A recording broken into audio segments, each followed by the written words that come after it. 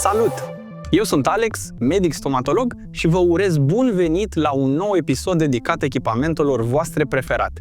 Astăzi vom deschide cutia sistemului de anestezie electronică Sleeper One 5. Deși aceste sisteme au devenit mai populare în ultimii ani, există încă multe întrebări despre ele. Sleeper One este un dispozitiv medical conceput pentru administrarea controlată și complet nedureroasă a anesteziei. Acesta utilizează tehnologia electronică pentru a livra anestezicul atât în țesuturile moi, cât și în cele dure. De exemplu, la copiii sub 8 ani, se poate ajunge la osul spongios utilizând ace speciale DHT. Aceste sisteme sunt percepute de pacienți ca fiind mai puțin dureroase, reducând astfel anxietatea și frica de dentist, asociate adesea cu injecțiile tradiționale. În plus, Sleeper One permite injectarea anestezicului în diferite moduri: intraligamentar, intraseptal, periapical sau truncular, oferind flexibilitate maximă pentru fiecare procedură. Un avantaj major este designul prietenos, diferit de seringa clasică și lipsa durerii pe tot parcursul anesteziei, ceea ce îl face ideal pentru tratamentele realizate copiilor. Dar să trecem la treabă! Vom deschide cutia, vom analiza conținutul și vom vedea cum se montează și se pune în funcțiune acest sistem.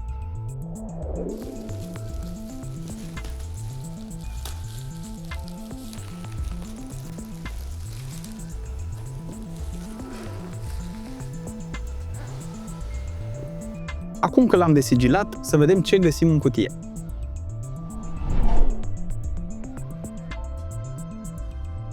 Primul element al cutiei îl reprezintă mânerul discret, poziționat chiar aici. Putem ulterior închide cutia și putem utiliza și mânerul. O idee interesantă a producătorului Dental High-Tech de a ascunde mânerul acesta aici. Primele elemente pe care le găsim în cutie sunt un ghid pentru înregistrarea dispozitivului pe site-ul producătorului Dental High-Tech și manualul de utilizare în limba română.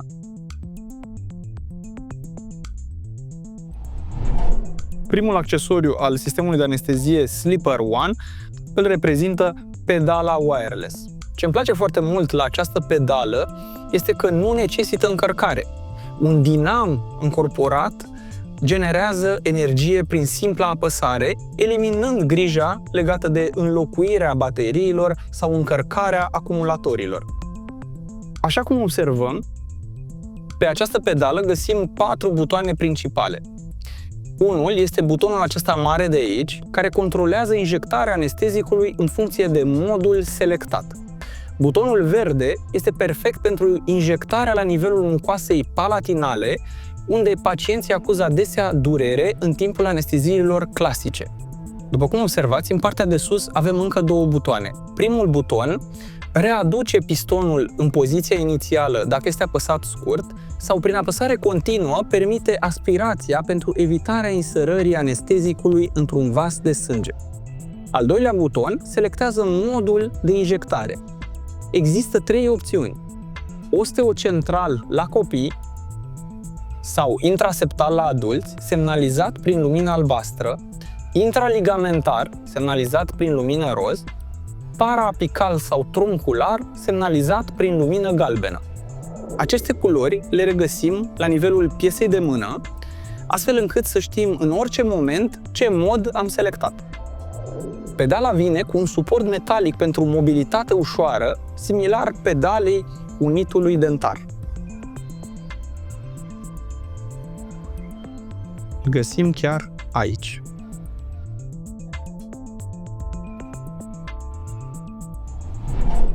Următorul accesoriu este piesa de mână și unitatea principală a acestui dispozitiv, care practic reprezintă creierul aparatului. Mai departe, găsim 3 cutii cu ACDHT. Acele cele mai lungi sunt acestea de 35 de milimetri, cu care putem să realizăm anesteziile tronculare. Apoi găsim o cutie cu ace albe de 16 milimetri, cu care putem realiza infiltrațiile, spre exemplu, anesteziile periapicale. Și ultima cutie este cu 100 de ace verzi de 9 mm, utilizate pentru copii în anesteziile osteocentrale. În continuare, în cutie găsim un accesoriu foarte important, suportul pentru piesa de mână, care prezintă și un orificiu pentru capacul acelor DHT. Acesta se poate atașa foarte ușor de orice suprafață dreaptă a unitului dentar cu această suprafață adezivă. În continuare, avem un cablu de alimentare împreună cu un transformator.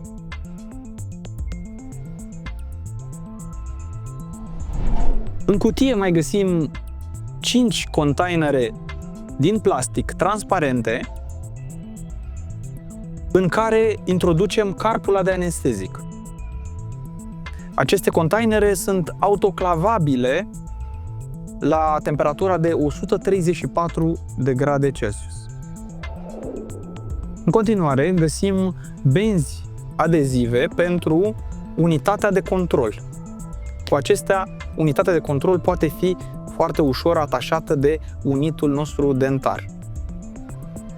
Avem și un accesoriu pentru prindere, șervețele pentru curățarea suprafeței unitului dentar înainte de atașarea fie a suportului piesei de mână, fie a unității de control, și o cheiță cu care accesăm opțiunile acestui aparat sau o putem utiliza în caz de service. Deși cutia este din carton, acesta este rezistent, iar cantitatea de burete din interior este una importantă, astfel încât dispozitivul va fi tot timpul în siguranță în timpul transportului. Acum că am văzut fiecare accesoriu al acestui sistem de anestezie, să îl și montăm. Să începem cu pedala.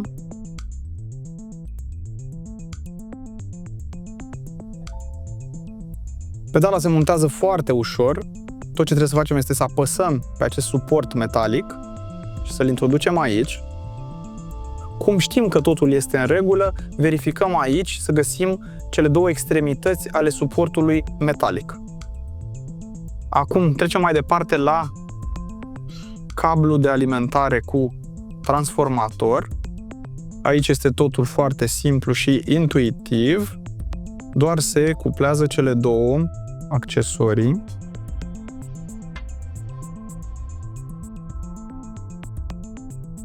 Și dispozitivul este pregătit să fie încărcat.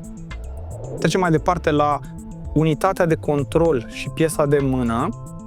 Această unitate poate fi atașată foarte ușor cu ajutorul accesoriilor de aici, de unitul nostru dentar. De asemenea, în unitatea de control vom introduce cablul de alimentare. Chiar aici. Acum voi introduce sistemul în priză. Așa arată sistemul de anestezie Sleeper One 5 odată ce l-am pus în priză. Acum vom monta containerul transparent, dar nu înainte de a introduce și o carpulă de anestezic în acest container. Foarte ușor.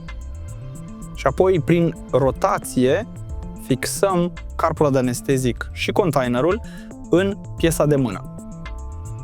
Acum urmează să montăm acul. Înainte de a monta acul atraumatic DHT, vă spuneam că avem suportul acesta care se fixează pe unitul dentar sau în orice zonă care să vă fie cât mai la îndemână în timpul procedurilor stomatologice. Aici avem și orificiul despre care vorbeam pentru capacul acului atraumatic DHT. Să vedem cum le folosim. Voi lua un ac verde pentru copii, Cu acesta putem realiza anestezia osteocentrală la copii. Bun. Și vom desface capacul, vom introduce acul în carpula de anestezie și tot prin rotire îl fixăm. Bun. Acum este fixat. Vom face câteva mișcări de îndepărtare a capacului, dar nu vom îndepărta complet, fiindcă îl putem fixa oricând în acest suport. Acul este foarte mic, avem culorile acestea care se aprind la nivelul piesei de mână, astfel încât copiii să nu se sperie și să nu-i ducă cu gândul către seringa clasică de anestezie. Acum că am văzut cum se montează acul, containerul transparent și carpula de anestezic, trecem mai departe la a vedea cum putem selecta de pe pedală cele 3 moduri de anestezie. Modul setat acum este, după cum ne indică și culoarea de aici, este cel intraligamentar. Dacă dorim să schimbăm modul de anestezie, apăsăm pe butonul acesta odată și observăm că indicatorul luminos a devenit galben, ceea ce ne indică anestezia paraapicală sau tronculară. Dacă ne dorim să mergem către al 3-lea mod de anestezie, tot ce trebuie să facem este să apăsăm scurt butonul acesta și indicatorul luminos vedem că se modifică în albastru, ceea ce indică anestezie osteocentrală sau intraseptală la adulți. Acum vă voi arăta viteza pentru anestezia osteocentrală la copii sau intraseptală la adulți, semnalizată prin lumina albastră. Voi apăsa pe pedală și observăm cum indicatorul luminos începe să licăre și începem inserarea anestezicului. Viteza, observați că este progresivă.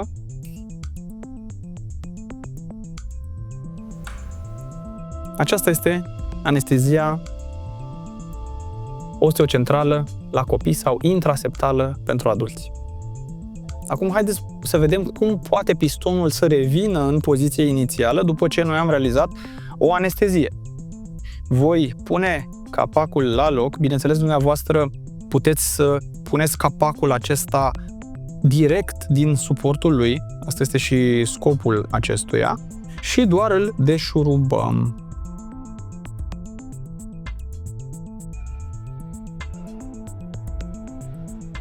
Ok.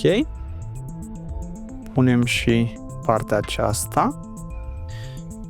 Am terminat cu partea aceasta. Ca să putem să scoatem carpula de anestezic de aici, vom apăsa o singură dată pe butonul de pe pedală, butonul acesta, astfel încât să se retragă pistonul. Gata. Pistonul s-a retras în poziție inițială și putem deșuruba